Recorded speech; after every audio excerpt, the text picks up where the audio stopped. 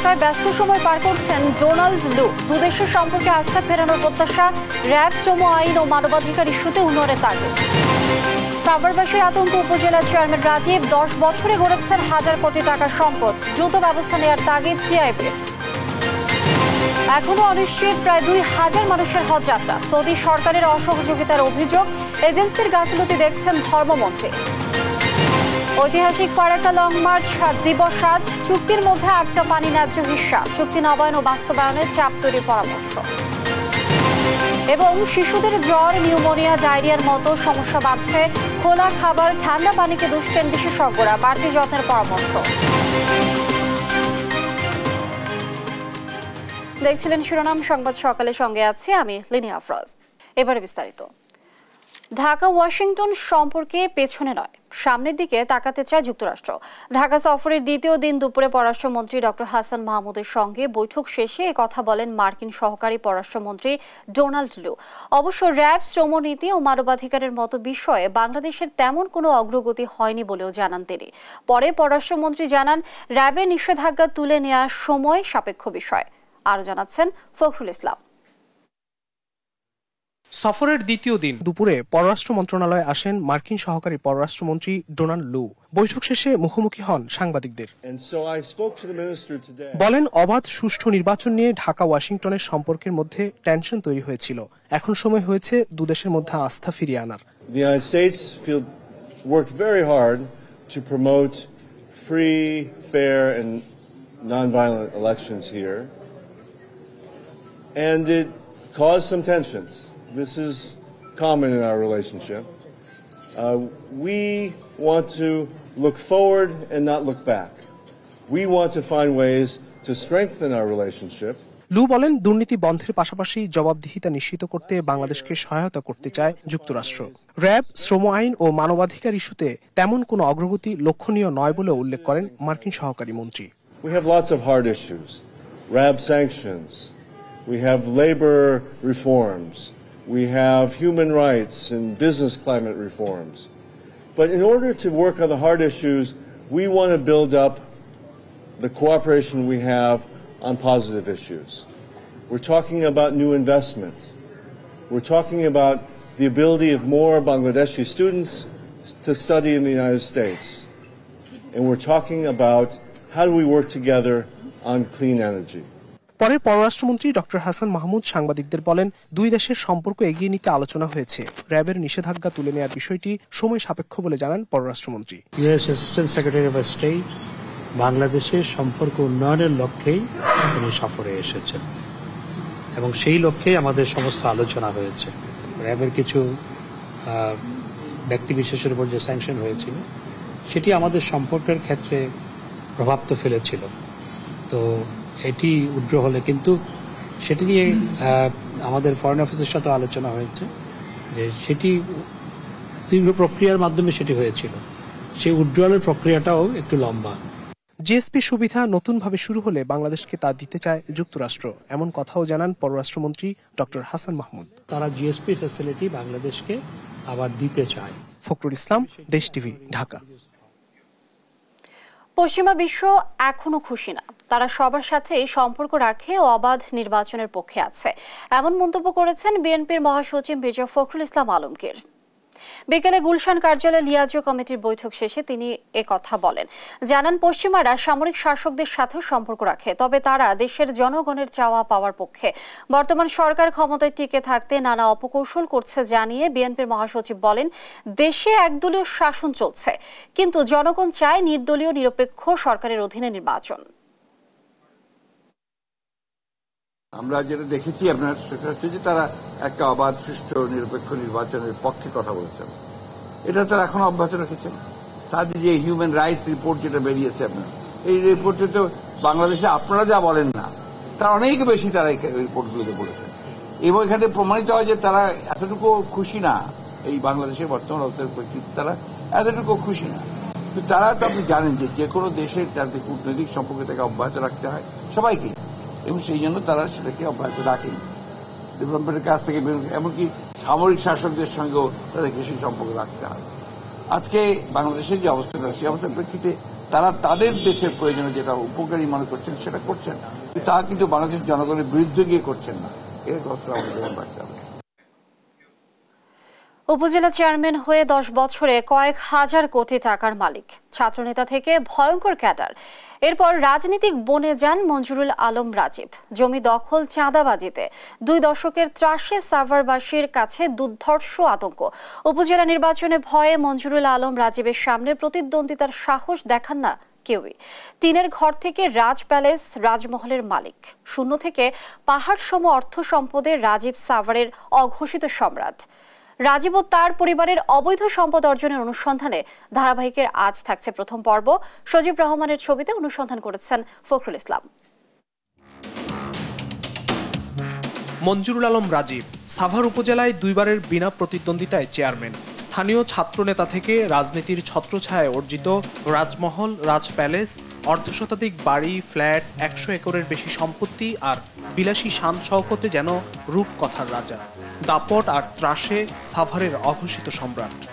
রাজীব উনি হচ্ছেন সন্ত্রাসের গডফাদার। আমি নিজেও ভয়াবহভাবে নির্যাতনের শিকার হয়েছি তাদের। রাজীব সম্পর্কে বলবো, এখন বলবো আমি তো কালকেই আমার লাশ পড়ে থাকবে।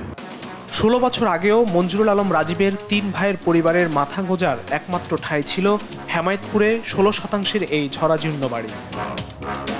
1995 সালে রাজীব জেলে থাকা অবস্থায় তার মা অপরাধ চিহ্ন পত্রিকায় খোলা চিঠি লিখে রাজীবদের ছাপোষা সংসারের ফিরিস্তি তুলে ধরেছিলেন। 2019 সালে মঞ্জুরুল আলম রাজীব নির্বাচন কমিশনে দেয়া হলফনামায় নিজ সম্পদে মাত্র 30% জমি, নগদ প্রায় 12 লক্ষ টাকা আর 5 কোটি টাকার ব্যাংক ঋণ দেখায়। আমি সিঙ্গাপুরে ব্যবসা করি, আমার ছোট ভাই মঞ্জুরুল আলম রাজীব তার এক্সপোর্ট ওরিয়েন্টেড লেদার ইন্ডাস্ট্রি আছে। বিপরীতে রাজীবের চোখ ধাঁধানো সম্পদের সাম্রাজ্য দেখুন। হেমায়েতপুর শ্যামপুরে 26% জায়গায় রাজ মঞ্জুরি মহল, হেমায়েতপুর পদ্মার মোড় প্রধান সড়কে 7 তলার সুবিশাল রাজ প্যালেস, রাজ লেদার, রাজ অ্যাপারেলস ও রাজ ফিটনেস সেন্টারের মালিক রাজীব। সাভার আড়াপাড়ায় 26% উপর রাজ প্রাসাদ সম বাড়ি নির্মাণাধীন। হেমায়েতপুরে 160% উপর রাজ রিয়েল এস্টেট ও কনস্ট্রাকশন লিমিটেড, যার বাজার দর 100 কোটি টাকার বেশি। হেমায়েতপুর কান্দি বলিয়ারপুরে 136% উপর রাজ এগ্রো গড়েছেন। এখানে হলমার্কের জমি ও গরু কৌশলে নিজের নামে করে নেন। আদাবর থানার পাশে নাভানা গ্লোরি বিল্ডিং এর 6ষ্ঠ তলায় এ বি নামে 2টি ফ্ল্যাট। হেমায়েতপুরের হারুরিয়ায় রাজীব ও তার ছোট ভাই সমরের নামে SR রিয়েল এস্টেট গড়েছেন। ব্যবসা আড়াল করতে সাইনবোর্ড ঝুলিয়েছেন রমিজউদ্দিনের নামে। হেমায়েতপুর ট্যানারির মোড়ে 128% জমির মালিক। সাভার রাজফুলবাড়িয়ে কিনেছেন 120% জমি। হেমায়েতপুর বাস স্ট্যান্ডের ঢাকামুখী অংশে রাজীব সমরের এই কাঁচামালের আড়তে 50% মালিক রাজীব। দখলবাজ রাজীব দখলের জায়গাও ধর্মীয় কাজে ব্যবহার করতে ছাড়েননি। আড়াপাড়ায় দখলি 15% জমিতে পিতা ওয়াসিল উদ্দিনের নামে গড়েছেন মসজিদ, মাদ্রাসা। এখানে আরো 24% এই প্লটও আছে। অভিযোগ আছে মঞ্জুরুল আলম রাজীব কলকাতার গড়িয়ার দক্ষিণ 24 পরগনায় বালিগঞ্জ ব্রিজের সামনে বাড়ি কিনেছেন। সম্পদের মতোই রাজীবের নির্যাতনের ফিরিস্তি আরও ভয়ঙ্কর। নির্বাচনী হলফনামায় অন্তত 7টি হত্যা ও অস্ত্র মামলায় তিনি খালাস দেখিয়েছেন। 2019 সালে সাভারের হোসেনকে হত্যা করে রাজীবের ক্যাডার সাবু। এমন আরও কয়েক ডজন হত্যা নির্যাতনের মামলায় প্রত্যক্ষ ও পরোক্ষ সহযোগী রাজীব। আমি বিশ্বাস আমার রাজীবের সাথে কাজ করতে অস্বীকৃতি জানানোয় 1998 সালে সাভার পোড়াবাড়ির এই হারুনের হাত কেটে রাজীবকে উপহার দেয় তারই ক্যাডার বিল্লাল। ডাইকে নিয়ে গেছে রাজীব ভাই যাবে গেছে, চলো যাই। রাজীব 27 টাকা কেটে দিয়েছে। ঘরে ঢুকে আগে 5 টাকা গেছে বামার, এটাই না। সাভারের কেউ রাজীব বা তার পরিবারের বাইরে গেলেই নির্মম নির্যাতন নেমে আসে তাদের উপর। তারা এমন ভাবে মানুষের পিটায় হাড্ডি গুড্ডি ভাঙে এমন অবস্থা করে, না হলে কবরস্থানে থাকে। এত সব অভিযোগের বিষয় জানতে রাজীবের কাছে গেলে তিনি মানুষের প্রতি করুণার কথা জানান। আমার বিরুদ্ধে একজন তরিকত ফ্রন্টের মনে হয় একজন সাবমিট করেছিল, পরে উনি উইথড্র করে নিয়েছে। আমি 2 বারই নির্বাচন করেছি, 2 বারই ইনশাল্লাহ বিনা প্রতিদ্বন্দ্বিতায় নির্বাচিত হয়েছি। মানুষ কাজ করতে গেলে তো আলোচনা সমালোচনা 2টাই থাকবে। তাদের উদ্দেশ্যে আমার করুণা করা ছাড়া আর কিছু নেই। ট্রান্সপারেন্সি ইন্টারন্যাশনাল বাংলাদেশ টিআইবি বলছে, এমন মাফিয়া তন্ত্রের বিরুদ্ধে রাজনৈতিক ব্যবস্থার পাশাপাশি নিতে হবে প্রশাসনিক ব্যবস্থাও। কলুষিত রাজনীতির উপর ভিত্তি করে তিনি বিভিন্ন ধরনের সহিংসতা থেকে শুরু করে পেশি এবং অর্থের মালিকানা অর্জন করেছেন। আমাদের সকলের প্রত্যাশা হবে দৃষ্টান্তমূলক শাস্তি জবাবদিহিতার মাধ্যমে এটাকে নিয়ন্ত্রণ করা হোক। মঞ্জুরুল আলম রাজীব ও তার পরিবারের দখল নির্যাতন থেকে বাঁচাতে এখনই উদ্যোগ নেওয়ার দাবি সাধারণ মানুষের। ফখরুল ইসলাম, দেশ টিভি, ঢাকা। ধর্ম মন্ত্রণালয়ের নোটিশের দুদিন পরও কোনো হজ যাত্রীকে ভিসা দিতে পারেনি 6 এজেন্সি। এতে এখনও অনিশ্চিত প্রায় 2000 মানুষের হজ যাত্রা। এজেন্সিগুলো সৌদি সরকারের উপর দায় চাপালেও ধর্মমন্ত্রী বলছে, এজেন্সি মালিকদের অতি মুনাফার লোভ ও গাফিলতি এর প্রধান কারণ। এম এ আজিমের রিপোর্ট, ছবি তুলেছেন মোহাম্মদ নাইম। ধর্ম মন্ত্রণালয়ের নোটিশ পাওয়া 6 এজেন্সির মধ্যে সবথেকে বেশি হজযাত্রী পাঠানোর কথা আল রিসান ট্রাভেল এজেন্সির। তবে 444 জনের মধ্যে এখনও ভিসা হয়নি একজনেরও। জানতে চাইলে এজেন্সি মালিকের সাব বক্তব্য, কাউকে হজে পাঠানোর কথা বলেননি তিনি। অস্বীকার করছেন টাকা নেয়ার কথাও। আমাকে কোনো হাজি চেনেন না, কোনো হাজি আমার এখানে টাকাও দেয় নাই, আমার লাইসেন্সে কেউ রেজিস্ট্রেশনও করেনি। অথচ তার অফিসে টাঙানো হজে পাঠানোর বিজ্ঞাপন বলছে ভিন্ন কথা। এর মধ্যে বসেই দাবি করেন তার লাইসেন্স ব্যবহার করে হজযাত্রীদের থেকে টাকা নিয়েছে অন্য কেউ। না, আমি দায়ভার নেব, আমাকে কেউ কোনো হাজি চেনে আমার কাছে টাকা দিছে, যাদের কাছে দিছে তারা এটা সমাধান। আমার লাইসেন্স তারা ব্যবহার করছে, তাদের লাইসেন্স নাই, যে কোনো লাইসেন্সটা বন্ধ আছে, আমার লাইসেন্স তারা ব্যবহার। ভিসা না হলেও তেমন কোনো কর্মতৎপরতা নেই এজেন্সিগুলোতেও। কেউ বলছে সৌদি সরকারের নানা জটিলতায় বাসা ভাড়া করতে পারছেন না তারা। আবার অনেকে বলছে স্বল্প মূল্যে বাসা ভাড়া পেলে শুরু করবেন ভিসা কার্যক্রম। সরকার জানতেছে আমি টাকা পাঠাচ্ছি কম, কিন্তু আসলে আপনার 3 জনের টাকাটা একত্রিত হচ্ছে না। করেছে বাড়ি ভাড়া জটিলতা, বললেই তো ভাই এটা সমস্যার সমাধান হয়ে গেছে ইনশাল্লাহ। আপনার আজকালকের ভিতরে আমাদের কমপ্লিট হবে ইনশাল্লাহ। আমরা যে বাড়িতে বিল্ডিংয়ে হাজির রাখবো, ওই বিল্ডিংয়ের ফিটনেসটা আসতে দেরি হয়েছে, এটাই মূল কারণ। তবে ধর্মমন্ত্রীর সাপ কথা, জটিলতা সৌদি সরকারের নয়, এজেন্সি মালিকদের গাফলতি সংকট সৃষ্টির জন্য দায়ী। এটা ওদের দোষ, এটা সৌদি গভর্নমেন্টের দোষ না, এটা আমাদের দোষ না। ওরা বাড়ি ভাড়া করবে, সাথে সাথে ভিসা পেয়ে যাবে। বাড়ি ভাড়া করে নাই, ভিসা পাচ্ছে না। তাদের কথা সেটা যদি যৌক্তিকতা থাকে যে হ্যাঁ তাদের কোনো ত্রুটি হয়েছে, তাহলে তারা যে সংশোধন যদি করে নেয়, নিল, যদি না নেয় তাহলে আমাদের আইনের আওতায় নিয়ে আসতে হবে। হজযাত্রীদের ভিসা প্রাপ্তির লক্ষ্যে এখন পর্যন্ত 2 বার সময় বাড়িয়েছে সৌদি সরকার। দালালদের খপ্পরে নয়, খোদ নিবন্ধিত এজেন্সিতে গিয়েও হাজারো হজ ইচ্ছুকদের হজযাত্রা এখন অনিশ্চিত। সৌদিতে স্বল্প মূল্যে বাসা নিয়ে এজেন্সি মালিকদের অতি লাভের আশা, যা দিন দিন আরও জটিল করছে। শুধু নোটিশ নয়, সরকারের কঠোর পদক্ষেপ যা সমাধান করতে পারে। এম এ আজিম, দেশ টিভি, ঢাকা। আজ ঐতিহাসিক ফারাক্কা লং মার্চ দিবস। ফারাক্কা বাঁধের ফলে নদীর নাব্যতা হারানোর আশঙ্কায় ও পানির ন্যায্য হিস্যার দাবিতে 1976 সালের এই দিনে মজলুম জননেতা মৌলানা আব্দুল হামিদ খান ভাসানী নেতৃত্বে লং মার্চ অনুষ্ঠিত হয়।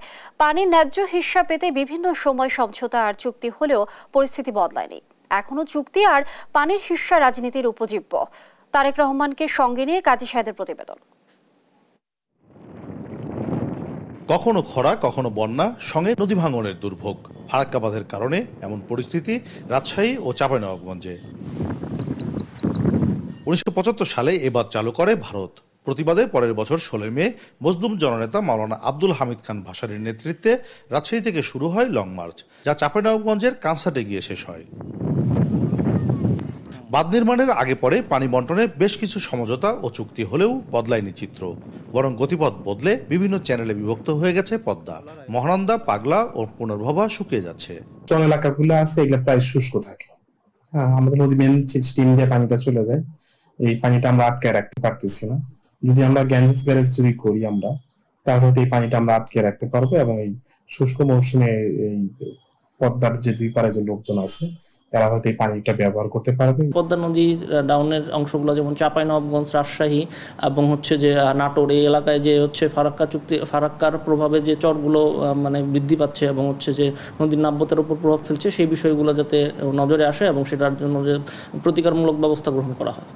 পানির ন্যায্য হিসাব মিলছে না এমন অভিযোগ শুরু থেকেই। চুক্তির মেয়াদও শেষ হয়ে আসছে, যার নবায়নে দৃশ্যমান আলোচনা নেই। ফলে হতাশা বাড়ছে নদী ও পরিবেশ নিয়ে কাজ করেন এমন কর্মীদের। অবিলম্বে এই চুক্তি বাস্তবায়ন করে এই অঞ্চলকে বাঁচানোর জন্য উদ্যোগ নেবে। বাংলাদেশের সঙ্গে ভারতের গঙ্গার পানি বন্টন নিয়ে যে চুক্তি, সেই অনুযায়ী আমরা পানি মোটেই পাচ্ছি না। একমাত্র নদী সংক্রান্ত ব্যাপারটাই আমাদের একটা স্পর্শকাতর ব্যাপার হয়ে দাঁড়িয়েছে। তা আমরা যেটা মনে করি যে ভারতের উচিত আন্তর্জাতিক রীতিনীতির প্রতি শ্রদ্ধা প্রদর্শন করা। পানির ব্যবহার ও কারিগরির প্রশ্ন তুলে এই চুক্তির নবায়ন ঝুলে যেতে পারে বলে শঙ্কা নদী গবেষক শেখ রোকনের। আর মাহবুব সিদ্দিকী মনে করেন ন্যায্য হিসাব পেতে আলোচনার পাশাপাশি প্রতিদিনই চাপ তৈরি করতে হবে। চুক্তি যদি শেষ হয়ে যায় তখন দেখা যাবে যে এটা ঝুলে যাচ্ছে। তিস্তা চুক্তির ক্ষেত্রে যেমনটা হয়েছে যে ঝুলে যাচ্ছে, সেটা যদি আমরা সময় মতো নবায়ন না করি তাহলে কিন্তু এটা খুব ভয়ঙ্কর অবস্থা হবে। প্রতিদিন চেষ্টা করতে হবে, চাপ সৃষ্টি করতে হবে, এটাই আমাদের প্রধান সমস্যা। এটা মনে করে প্রতিদিন এই চাপ সৃষ্টি করতে হবে এবং যদি না শুনে আন্তর্জাতিক অঙ্গনে যেতে হবে আমাদের। চুক্তি শেষ হবে 2026 সালে। তবে এখন থেকেই পরবর্তী চুক্তির বিভিন্ন দিকগুলো নিয়ে আলোচনার শুরুর তাগিদ নদী গবেষকদের। কাজী শাহেদ, দেশ টিভি, রাজশাহী। সংবাদ সকালে আরো থাকছে। কুষ্টিয়া ইসলামী বিশ্ববিদ্যালয় উপাচার্যের অনিয়ম দুর্নীতির প্রমাণ পেয়েছে কমিটি, ব্যবস্থা নেওয়ার সুপারিশ, অভিযোগ অস্বীকার।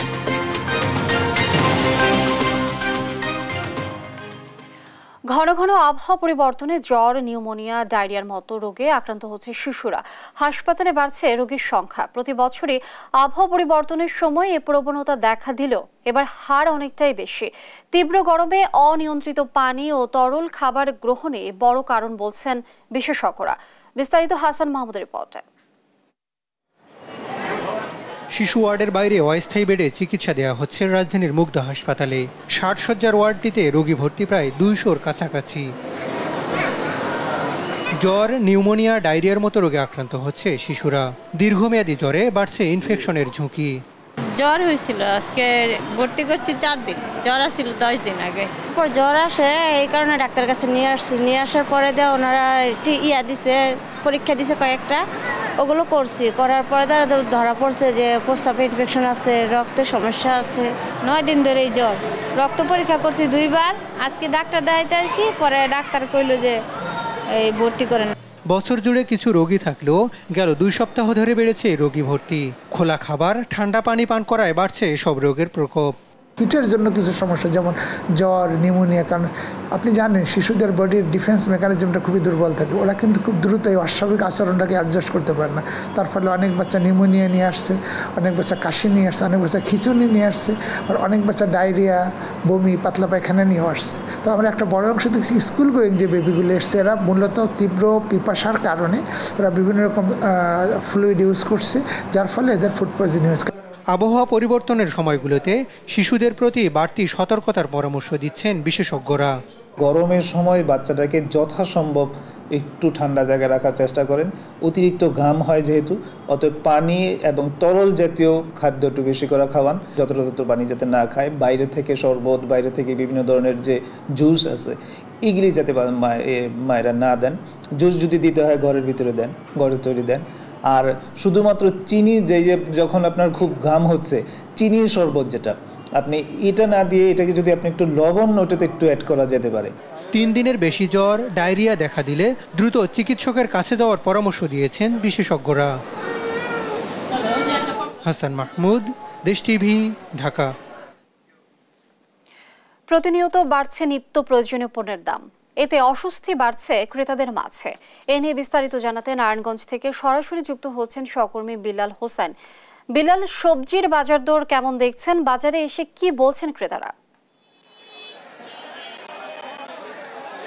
অসংখ্য ধন্যবাদ লিনিয়া। আপনাকে জানাতে চাই, নারায়ণগঞ্জের যে সবজির বাজার, সেই বাজারের মূল বাজার হচ্ছে দিগুবাবুর বাজার। এই বাজারেই এখন আমরা আছি। এখানে এসে যেটি জানলাম যে এখানে লাল শাক বিক্রি হচ্ছে 50 টাকা কেজি দরে।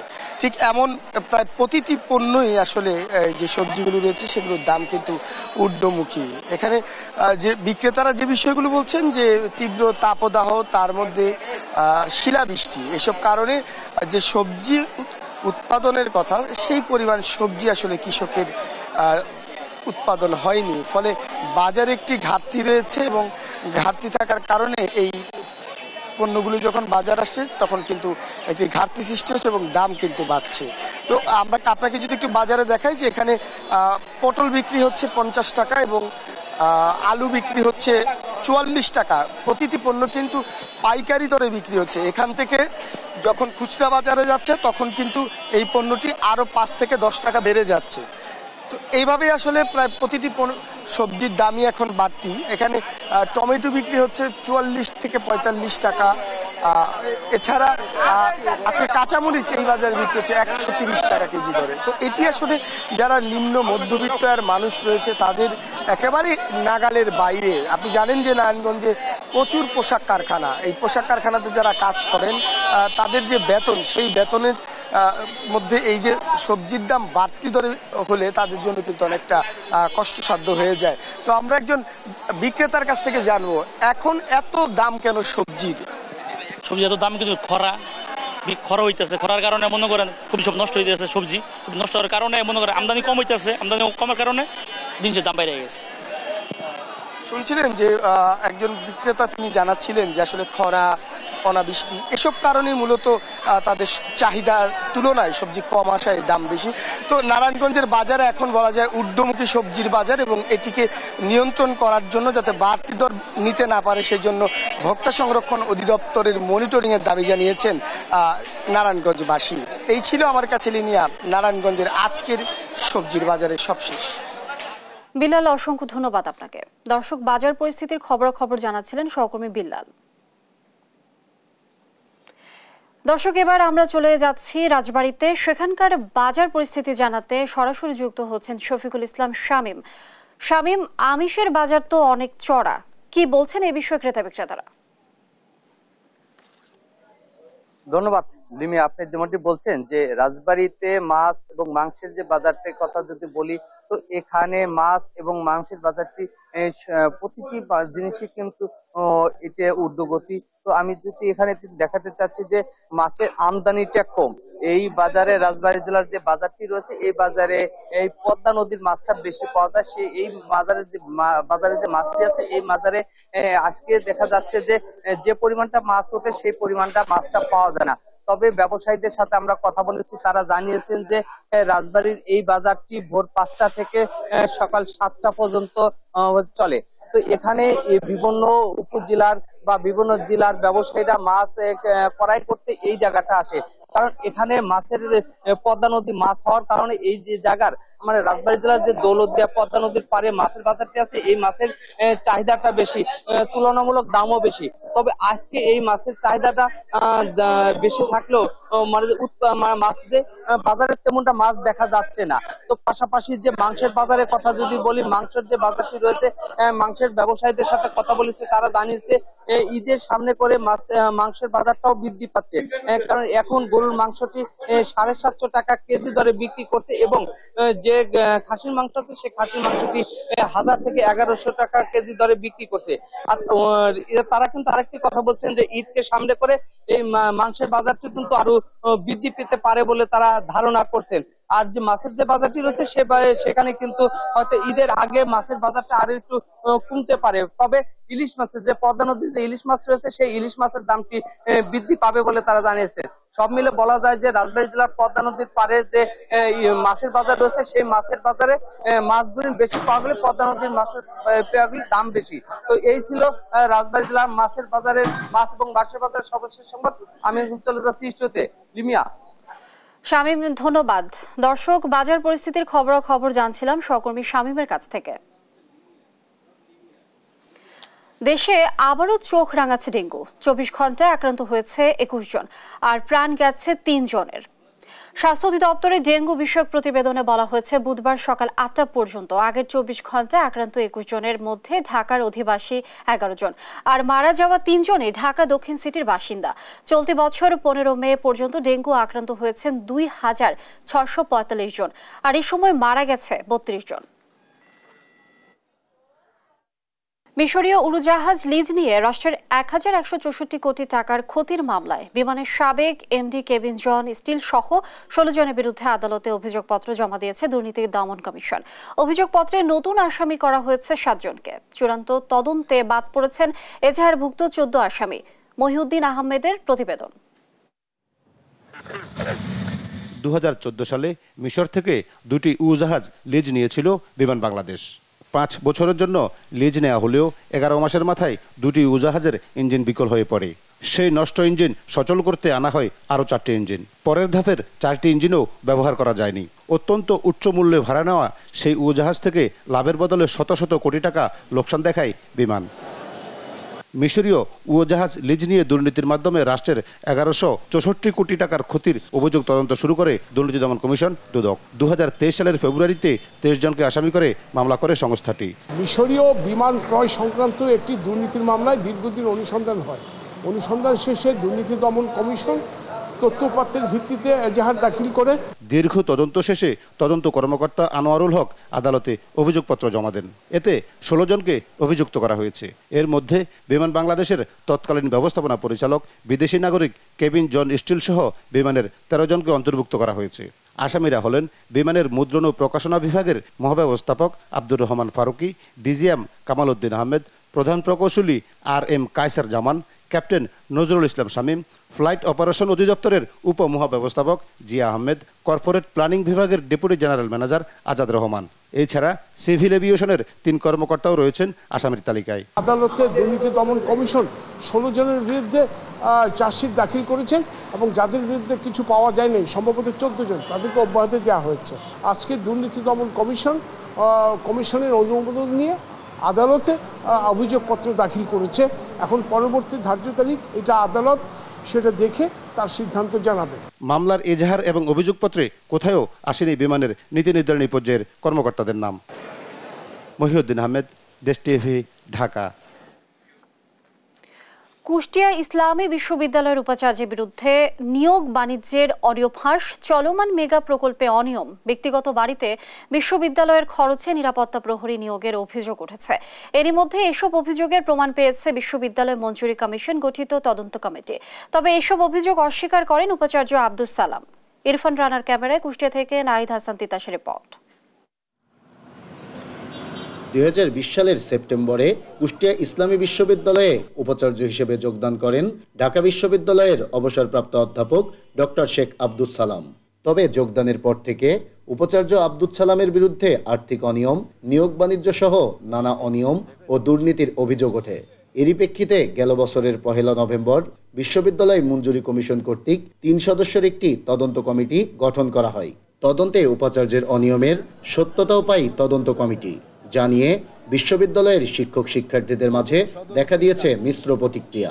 অনেকগুলো হল হচ্ছে, হলের কাজগুলো যদি আটকে যায় সেক্ষেত্রে ছাত্রদের থাকার আবাসিকের একটা অসুবিধা হবে।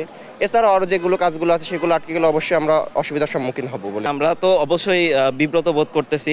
সুষ্ঠু তদন্ত করা হোক এবং তার বিরুদ্ধে যে সকল পদক্ষেপ নিতে হবে সেগুলো নেওয়া হোক। এজেন্সি তদন্ত করেছে এবং আমি শুনেছি সত্যতাও পেয়েছে। তো এখন আমাদের প্রত্যাশা থাকবে যে তদন্তের রিপোর্ট অনুযায়ী পরবর্তী যথাযথ ব্যবস্থা নেবেন, এটাই আমাদের প্রত্যাশা। তবে তদন্ত কমিটির অনিয়মের সত্যতা পাওয়া ও ব্যবস্থা নেওয়ার সুপারিশ সম্পর্কে কোনো কথা না বললেও উপাচার্য আব্দুস সালামের দাবি তিনি কোনো ধরনের অনিয়ম বা দুর্নীতির সাথে জড়িত নন। দুর্নীতি কিন্তু না জানায় বা ইটি করে আমি চুরি চামারি বা আপনার হাতে যোগাযোগ করে নিয়ে আমি পকেটস্থ করছি, এটা হচ্ছে দুর্নীতি। এটা সর্বৈব মিথ্যা কথা।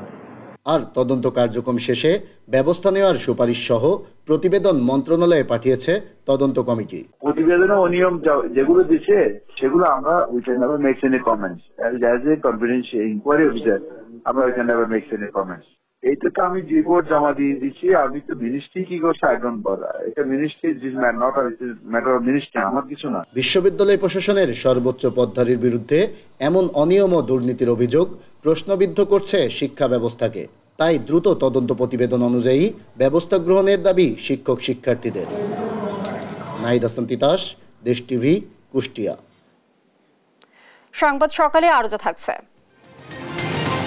বিশ্বকাপ খেলতে যুক্তরাষ্ট্রের পথে বাংলাদেশ দল, বড় প্রত্যাশা নেই শান্তর, ভালো প্রস্তুতির দাবি হাতুর সিংহের।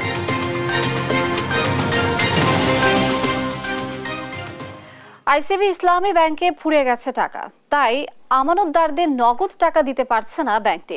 এতে নিজেদের টাকা তুলতে এসে চরম ভোগান্তিতে পড়ছেন গ্রাহকরা। প্রায় 2 মাস ধরে এমন অচল অবস্থা চলছে ব্যাংকটির মৌলভীবাজার শাখায়।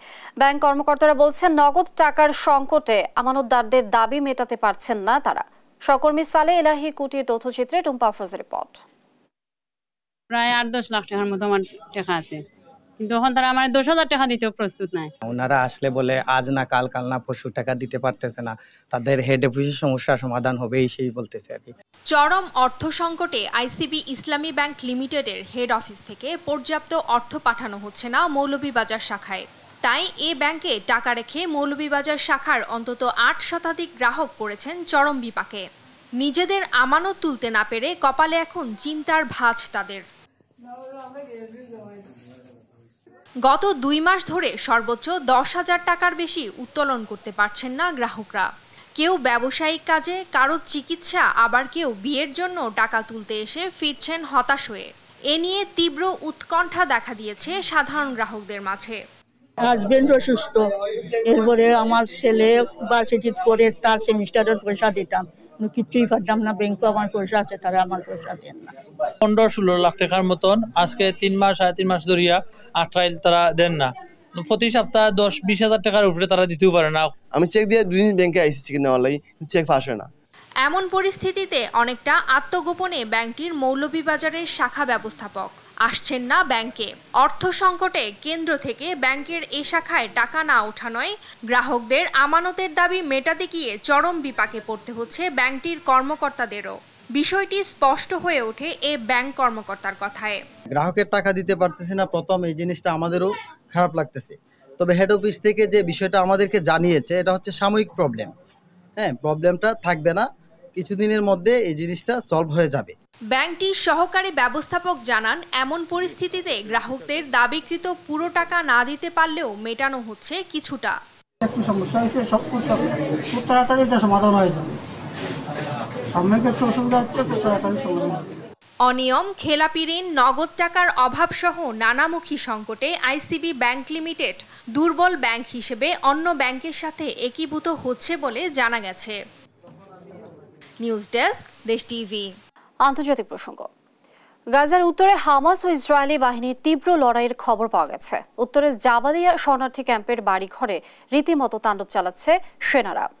রাতভর হেলিকপ্টার ও জঙ্গি বিমান থেকে উত্তরাঞ্চলের সাধারণ ফিলিস্তিনিদের অবস্থানে চলে নির্বিচারে বোমা বর্ষণ।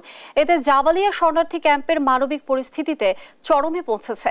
এদিকে উপত্যকার দক্ষিণাঞ্চলের রাফায় ভয়াবহ অভিযান চালাচ্ছে সেনারা। জীবন বাঁচাতে শহর ছেড়েছে 6 লাখের মতো ফিলিস্তিনি। গাজায় এখনও যুদ্ধবিরতি কার্যকর না হওয়ার পেছনে ইসরায়েলি প্রধানমন্ত্রী নেতানিয়াহুকে দুষছেন হামাস নেতা ইসমাইল হানিয়া। বুধবার এক ভিডিও বার্তায় বলেন, যুদ্ধবিরতির প্রস্তাবে নিজেদের ইচ্ছে মতো সংশোধনী আনতে গিয়ে তা অচলাবস্থায় ঠেলে দিয়েছেন তিনি।